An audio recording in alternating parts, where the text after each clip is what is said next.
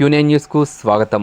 ఈరోజు ఉదయం వేల్పూర్ మండలం పడగల గ్రామానికి చెందిన గాయదపల్లి రమేష్ సన్ ఆఫ్ సాయన్న వయస్సు 55 సంవత్సరాలు పోచంపల్లి శివారులో తన పొలం దగ్గరలోని బండరాయి వాగు మత్తడిలో మోటార్ని దించి అక్కడే వరద కెనాల్పై పెట్టిన తన యొక్క కారు షిఫ్ట్ డిజైర్ గల దానిని కట్టపై రివర్స్ తీస్తుండగా అదుపు తప్పి మత్తడి నీళ్లలో పడి కారుతో పాటు మునిగిపోయాడు. అక్కడున్న వారు 100కు డయల్ చేయగా పోలీస్ వారు ఫైర్ సిబ్బందితో అక్కడికి చేరుకుని చేపలు పట్టే వ్యక్తులు అశోక్ ఠాకూర్ కిషన్ల సహాయంతో కారును బయటకు వెలికితీసి చూడగా రమేష్ చనిపోయి ఉన్నాడు.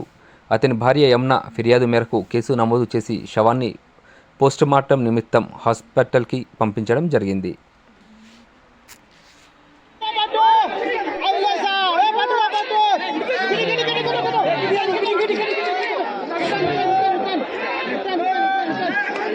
అరే అది ఒత్తుకున్నందుకే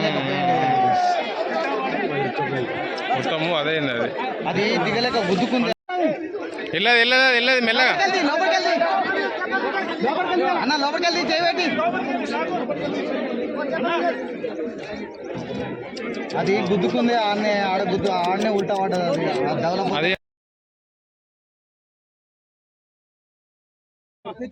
ఏం కాదు